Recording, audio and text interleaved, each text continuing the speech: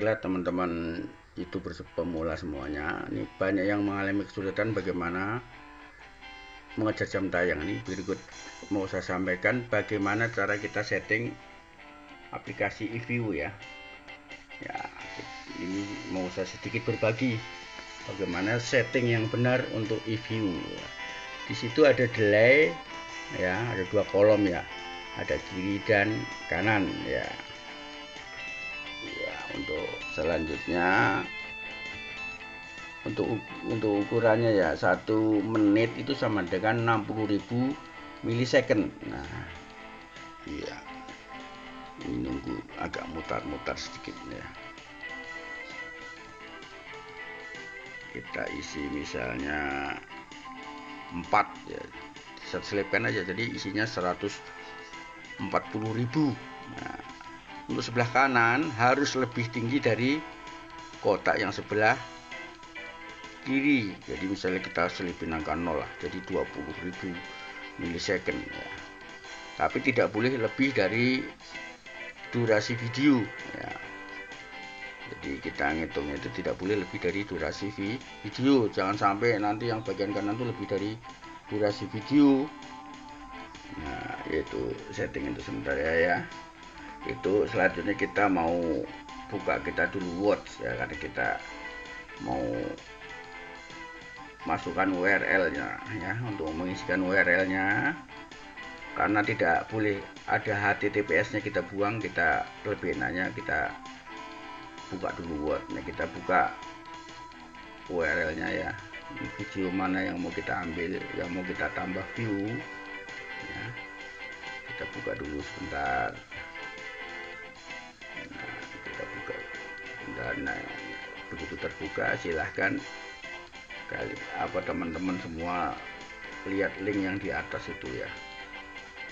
Ada link di atas itu, diklik aja, kita copy ya.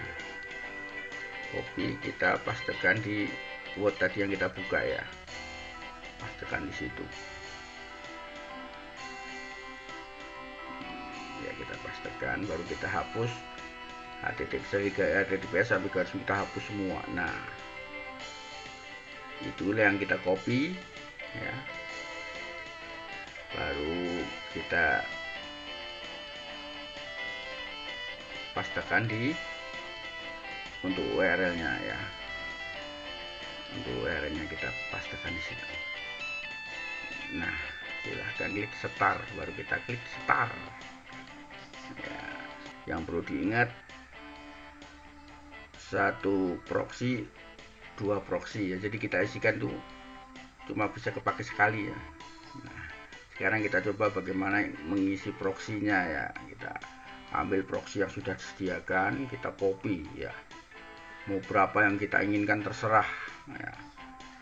Intinya mau perlu view 100 ya, 2 kali lipatnya lah kita pasang proxy-nya ya. Kita kopikan yang ada, kita pastekan, sudah kita pastekan, baru kita klik start, sudah jalan sudah itu. Nah, selamat mencoba ya. Nah, untuk selanjutnya bagaimana cara memilih IP proxy yang sama, karena IP proxy hanya bisa dipakai sekali saja teman-teman ya.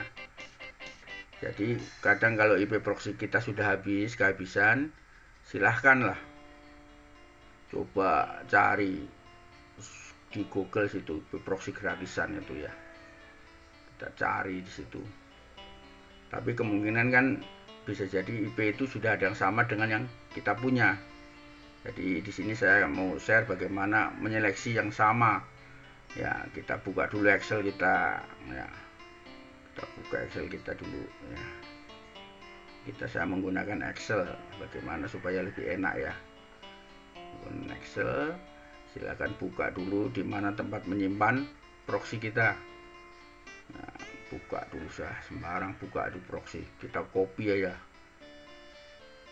nggak usah banyak-banyak, karena kalau terlalu banyak biasanya lambat nanti loadingnya. Kita buka, ambil contoh berapa, ini cuma saya ambil, saya kopikan berapa, kita drag ke shift A nanti ya, kita drag pastekan di shift A. Nah itu udah tercopy. Nah kita cari lagi ya, bentar kita cari yang misalnya habis download dari mana. Nah di situ ada habis download, kita copy lagi. Kita hanya untuk menyeleksi atau memilih mana IP proxy yang sama. Nah, jangan sampai kita gunakan dua kali karena sudah kedetek sama yang berkuasa ya. Kita pastekan misalnya di shift C. Nah caranya menyeleksi mana yang sama ya. Nah sekarang kita tutup dulu lah. Kita klik di, ya tutup semua dulu. Kita klik di shift A itu ya. Kita ambil picik kontrol bareng ya, baru kita dragkan ke C ya, ke shift C ya. Shift A sama kontrol, tekan kontrol di keyboard, kita drag ke C, shift C ya, dimana kita naruh proxy yang baru tadi ya. Nah setelah itu ya kita pastikan sudah, baru kita lihat conditional formatting ya, pilih di situ di atas, klik hack kelas, di situ muncul juga kan. Nah pilih paling bawah duplikat, nah di situ tertulis munculkan, baru kita bilang oke. Nah di sini di shift C kelihatan merah itu adalah yang double atau sama, jadi bisa kita hapus. Nah jadi jangan sampai kita menyimpan IP proxy yang sama, jadi bisa kita hapus. Nah caranya diklik aja, klik kanan, delete, sudah delete.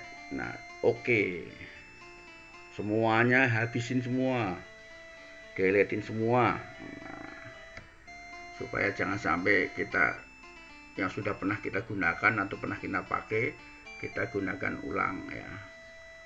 Jadi kalau sampai digunakan ulang ya sama aja kita sia-sia ya, usaha kita selama ini sia-sia. Nah begitulah cara menilai. Sekarang lanjut lagi bagaimana menambah RAM memakai flash disk. Nah, terutama bagi teman-teman yang RAM-nya kecil, supaya bisa kenceng. Nah sedikit saya sampaikan tutorialnya cara menggunakan flash disk sebagai RAM ya. Kebetulan saya ini pakai RAM yang flash disk yang 8 GB. Jadi untuk 8 GB kita bisa pakai separuh ya. Jadi bisa tambah 4 GB. Kita masuk colokkan flash disk. Nah, setelah itu kita lihat ya di tempat flash disk ya. Kita klik ya sebelah kanan. Kita klik sebelah kanan ya. Klik kanan, pilih properti ya, ambil properti di situ ya. Di atas ada tulisannya ready boss ya, kita klik, silahkan klik ready boss di situ karena sudah saya pakai. Di situ ada tulisannya use ya, kalau belum pasti di atas kita. Di situ tertulis RAM kita yang bisa adalah 4 GB atau 4000 MB ya. Baru kita pilih oke, kita oke aja, klik oke ya. Itu kita jadi separuh dari jumlah flash disk ya.